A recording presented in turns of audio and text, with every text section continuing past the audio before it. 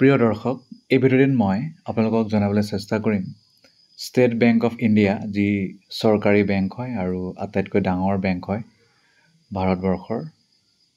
এই state bank of India, ইয়াত যদি আপুনি প্ৰবেবেশ্যনাৰী অফিচাৰ হিচাপে যদি চাকৰি লাভ কৰিব বিচাৰিছে, তেতিয়াহ'লে 2025 চনৰ বাবে এতিয়া ফৰ্ম ফিল আপ চলি আছে।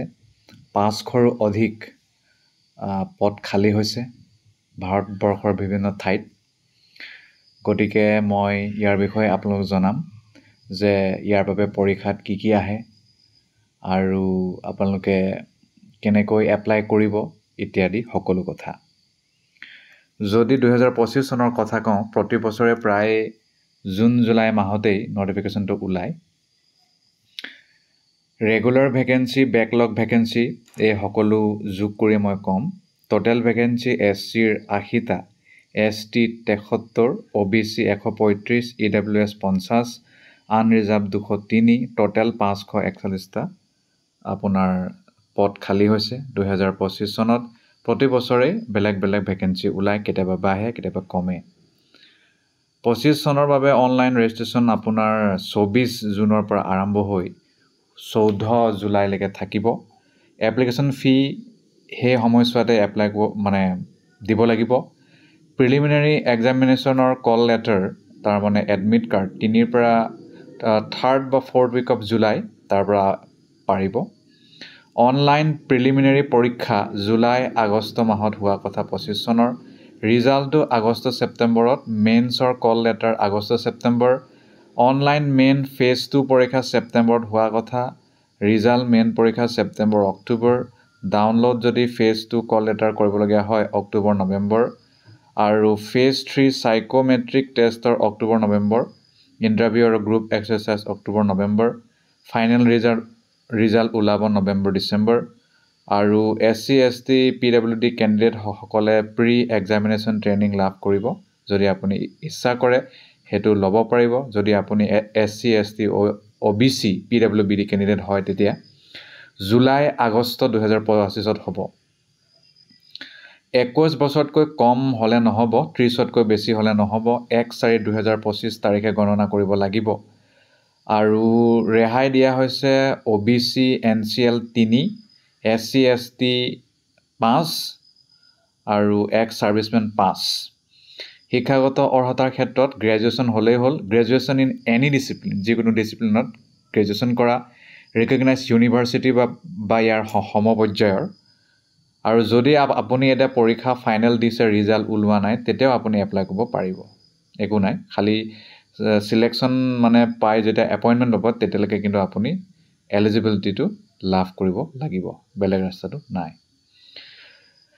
অ'কে, ফেজ 1 প্ৰিলিমিনাৰী পৰীক্ষা ইংৰাজী ভাষাৰ ওপৰত 40টা কুৱেশ্যন 20 মিনিট, কোৱান্টিটেটিভ এপ্টিটিউড 30টা কুৱেশ্যন 20 মিনিট, ৰিজনিং এবিলিটি 30টা কুৱেশ্যন 20 মিনিট, 100টা কুৱেশ্যন 1 ঘণ্টা, তেনেকুৱা কথা। কাট অফটো থাকিব, sectional cut of.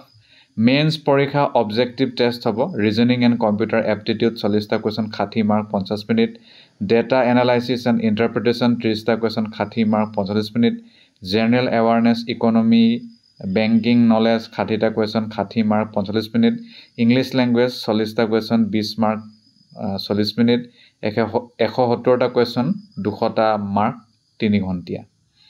Descriptive paper আপোনাৰ communication skills, emails, report, situation analysis আৰু প্ৰেছি ৰাইটিং থাকিব। 3টা কুৱেশ্যন 50 মাৰ্ক 30 মিনিট থাকিব। টোটেল 250 মাৰ্কছ হ'ব মেক্সিমাম। আৰু ইয়াৰ বাহিৰে ছেকশ্যনেল কাট অফ মেইনছ পৰীক্ষাৰ কাৰণে হ'ব বুলি কৈছে। মিনিমাম এগ্ৰিগেট কোৱালিফাইং স্ক'ৰ বুলি থাকিব, মেৰিট লিষ্ট উলিয়াব। আৰু group exercise, psychometric test, personal interview থাকিব। চাইক'মেট্ৰিক টেষ্ট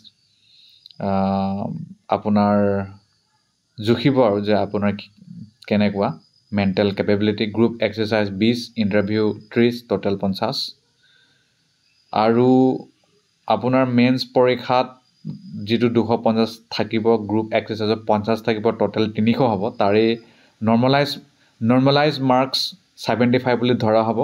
ৰিটেন টেষ্টৰ গ্ৰুপ এক্সাৰচাইজ আৰু ইণ্টাৰভিউ 25 ধৰা হ'ব টোটেল 100 হ'ব তাৰপিছতে ৰিজাল্ট ওলাব এক্সামিনেশ্যন চেণ্টাৰ আপোনাৰ অসমত বাৰু জানে গোলাঘাট যোৰহাট ইত্যাদি থাকেই চেলেৰিটো আপোনাৰ গোলাঘাট যোৰহাট নহয় সৰি গুৱাহাটী ডিব্ৰুগড় তেনেকুৱা আৰু যি মেইন জেগাত ষ্টাৰ্টিং বেচিক পে 48,480 হ'ব আৰু তাৰপিছত বাঢ়ি আপোনাৰ 85,920 হ'ব management junior management grade scale 1 আৰু মুম্বাইত 20.43 হোৱা কথা আৰু জইনিঙৰ সময়ত আপুনি বন ভেলু 2 লাখ টকাৰ দিব লাগিব আৰু এপ্লিকেশ্যন ফি 750 unreserved EWS OBC SC ST PWBD এটকাও দিব নালাগে আৰু প্ৰি এক্সামিনেশ্যন যিটো ট্ৰেইনিং আনৰিজাৰ্ভ EWS সকলে মেক্সিমাম 4 বাৰ আৰু বাকী সকলে 7 বাৰ আৰু SC ST সকলৰ PWBDটো ৰেষ্ট্ৰিকশ্যনে নাই